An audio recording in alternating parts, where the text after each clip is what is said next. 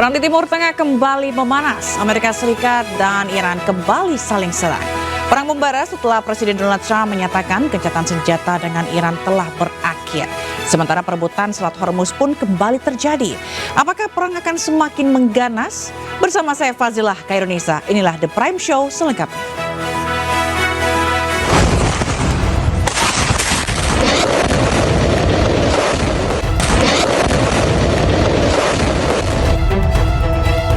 I think it's over. I don't want to deal with them anymore. They're scum. You know what scum is? They're scum. They're sick people. They're led by sick people. And they're vicious, violent people. ماجراجویی‌ها و شرارت‌های مکرر آمریکا برای دخالت در مدیریت تنگه هرمز، امنیت منطقه، تجارت بین‌المللی و عبور و مرور کشتی‌های نفتکش و تجاری را به طور جدی به مخاطره انداخته. پیرو هشدارهای قبلی به هیچ عنوان به آمریکا اجازه دخالت در مدیریت تنگه هرمز را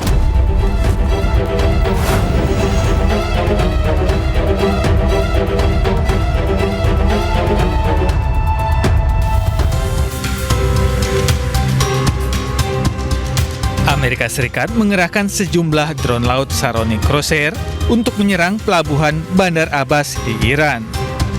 Sentral Komando Amerika Serikat mengklaim baru pertama kali menggunakan drone laut tersebut untuk menyerang Iran. 3 drone Saronic Crosshair menargetkan kapal selam dan fasilitas perawatan kapal selam.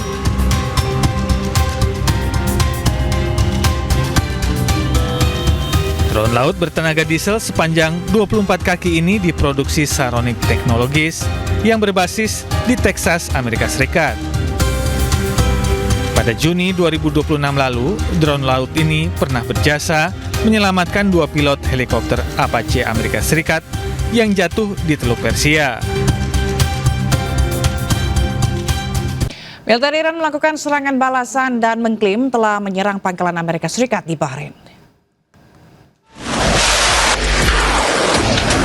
Udara dan drone dikerahkan Iran untuk menggempur pusat komunikasi satelit dan fasilitas perumahan pasukan Amerika Serikat di pangkalan Jubair di Bahrain. Fase kedua dari gelombang kedua operasi Nasr 2 Iran menargetkan armada kelima Angkatan Laut Amerika Serikat di Bahrain. Dilaporkan depot bahan bakar armada, radar udara, sistem pertahanan Patriot berhasil dihancurkan Iran.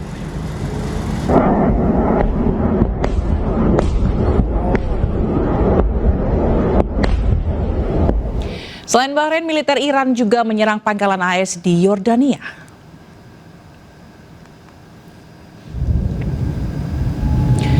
Mengerahkan rudal balistik, Korps Garda Revolusi Iran atau IRGC menargetkan fasilitas militer AS di pangkalan udara Yordania. Gelombang kedua operasi Nasr 2 menyasar pusat komunikasi satelit dan perumahan pasukan Amerika Serikat. Ini merupakan bagian dari operasi pembalasan sebagai tanggapan atas serangan Amerika Serikat atas Iran. Sementara itu, militer Yordania mengklaim telah menembak jatuh 4 rudal Iran.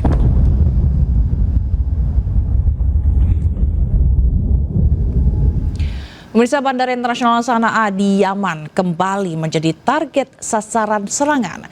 Kelompok Houthi menuduh jika Arab Saudi yang melakukan serangan tersebut. Rekaman video menunjukkan roket menghantam Bandara Internasional Sana'a di Yaman pada hari Senin. Kelompok Houthi menuduh Arab Saudi melakukan serangan tersebut. Kementerian Luar Negeri Houthi mengutuk dugaan serangan terhadap bandara sipil tersebut sebagai pelanggaran terang-terangan terhadap kedaulatan wilayah Yaman.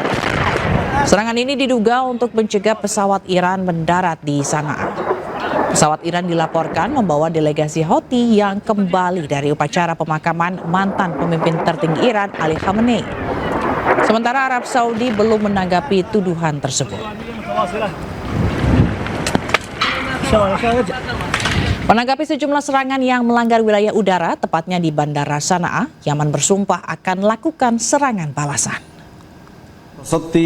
والتعامل مع الطيران المعادي المنتهك للأجواء والسيادة اليمنية وبجميع الوسائل المتاحة حتى نلقن العدو درسا يسمع به القاصي والداني وتعلم به الأجيال اليمنية القادمة ويعرف الجميع أن لليمن شعبا وقيادة يدافع عنه برا وبحرا وجوا مهما كانت العواقب ونحمل النظام الإيراني كامل المسؤولية القانونية والأخلاقية والله أكبر والخزي والعار لمشروع الإمامة وداعميه. Iran terus melancarkan serangan balasan. Kali ini Iran menargetkan kapal-kapal Amerika Serikat dan sekutunya yang melintasi Selat Hormuz. Korps Garda Revolusi Iran mengeluarkan video peluncuran drone dan rudal jelajah. Mereka menargetkan pangkalan militer milik Amerika Serikat yang ada di kawasan Timur Tengah. Tak hanya itu, Iran juga menyasar kapal Amerika Serikat dan sekutunya yang berada di Selat Hormuz. Target utama adalah pangkalan militer Amerika Serikat yang berada di Bahrain dan Kuwait. Serangan ini sebagai bentuk penolakan Iran terhadap perluasan kehadiran Angkatan Laut Amerika Serikat di Selat Hormuz. Sementara itu, CENTCOM mengatakan Amerika Serikat juga menargetkan fasilitas rudal dan drone, infrastruktur pengawasan dan sistem radar pantai milik Iran. Selain Iran, Amerika Serikat juga kembali blokade lalu lintas maritim yang masuk dan keluar dari pelabuhan Iran. Kedua negara pun tak segan menyerang kapal yang nekat melintas.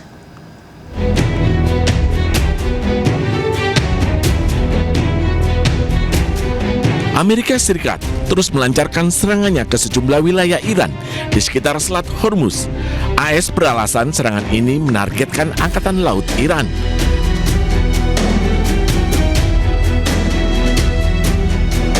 Tak hanya itu, Amerika Serikat juga kembali blokade lalu lintas maritim yang masuk dan keluar dari pelabuhan Iran.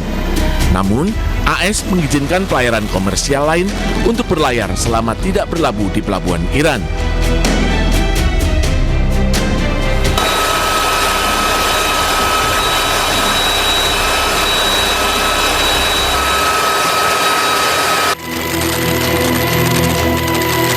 Sementara itu, kapal perang, pesawat militer hingga helikopter Amerika Serikat siaga di Timur Tengah. Presiden Amerika Serikat Donald Trump tegaskan akan terus menekan Iran dan mengambil alih Selat Hormuz.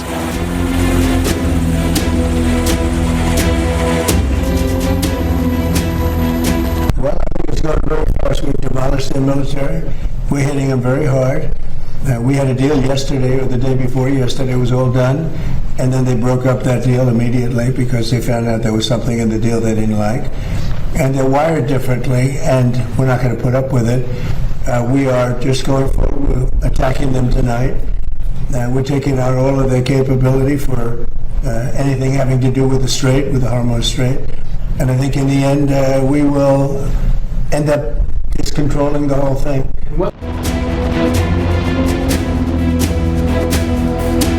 Pernyataan ini memperkuat pernyataan. Pemirsa, untuk membahasnya lebih lanjut sudah bersama kami di studio yaitu Suzy Sudarman selaku pengamat hubungan internasional dan juga Nasir Tamara selaku pakar Timur Tengah. Selamat malam Bapak Ibu. Selamat malam. Oke, kita ke Bu Suzy terlebih dulu. Bu Suzy, gencatan senjata gagal, perundingan juga sepertinya gagal. Nah, yang kali ini eskalasi perangnya akan seperti apa, Bu? Yang penting tahu dulu kenapa mereka berperang lagi. Pertama karena dua negara ini berbeda visi. Kalau Amerika visinya adalah creative ambiguity, dia nggak menunjukkan bahwa dia tetap berpegang pada peace through strength. Jadi menciptakan perdamaian dengan kekuatan bersenjata. Nah, kalau Iran visinya adalah kami tidak percaya kepada Amerika Serikat setelah 47 tahun. Tidak bisa memegang janji-janji mereka sebagai sesuatu yang absolut gitu ya. Jadi kalau dua negara sudah sulit berkomunikasi, bagaimana mereka melakukan dialog yang untuk menciptakan perdamaian itu hampir mustahil menurut saya. Jadi kalau peperangan ini terjadi, sudah seharusnya secara alami memang akan begini akhirnya. Karena peace through strength melalui creative ambiguity kan kita nggak pernah tahu kapan dia akan menindaki secara kekerasan negara lain. Dan sudah terbukti. Nah begitu apakah berarti perang ini tidak akan selesai begitu Bu ketika dua-duanya masih sama-sama berpikiran hal yang sama? Kecuali ada on the brink of depression. Nah kalau dia bilang sudah dekat dan semua protes, rakyatnya protes, dunia protes, baru Trump tersadarkan lagi bahwa dia harus melalui jalan yang lebih nyaman, lebih damai. Nah, kalau tidak ada protes itu ya tetap. Oke, berarti akan terus berlangsung gitu ya. Pak Nasir, apakah mungkin protes ini ada dan mungkinkah akan merubah cara berpikir Trump dalam hal ini? Kita melihat sesuatu yang konstan dalam cara berpikir Trump. Yang konstan itu adalah ambiguity itu.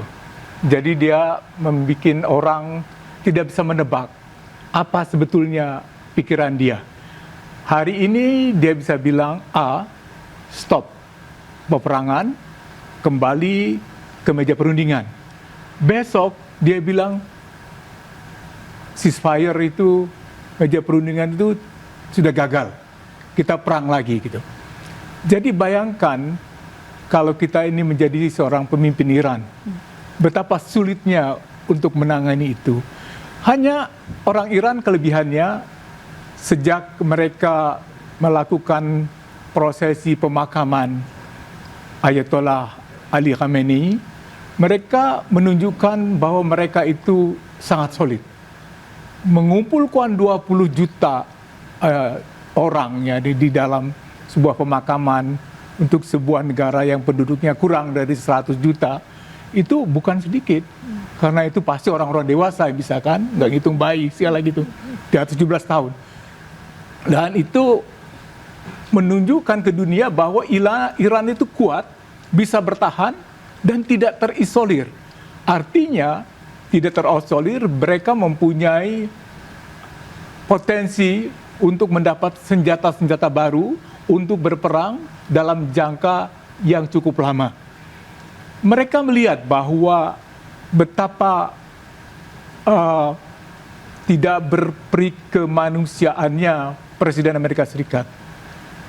Satu hari menjelang pemakaman Ayatollah Ali Khamenei di Mashhad, Iran kan diserang, termasuk jalur kereta api yang membawa orang ke kota Mashhad.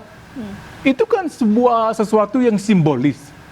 Sehingga reaksinya apa? Membuat orang Iran marah dan seruan balas dendam terhadap Trump, bunuh Trump. Itu terjadi di mana-mana.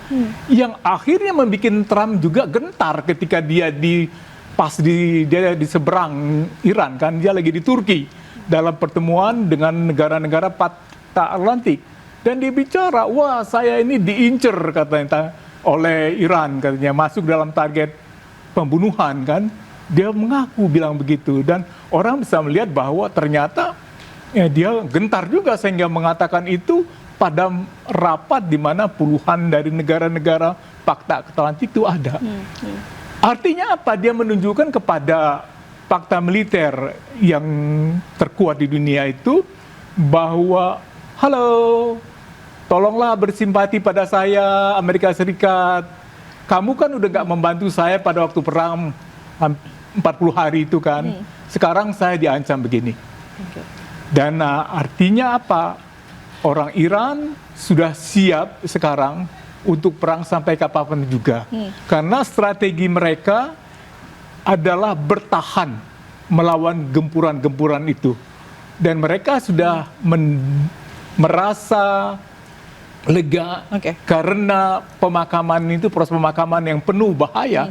Karena di situ semua pimpinannya muncul ke permukaan. Setiap saat mereka bisa dibom, dibunuh, seperti mereka melakukan pembunuhan terhadap Ayatollah Ali Khamenei. Berarti ancaman perang total itu pasti ada. Tapi jangan dijawab lebih lengkap lagi, Pak Nasir, karena kita akan break terlebih dahulu. Pemirsa jangan kemana, tetaplah di The Prime Show.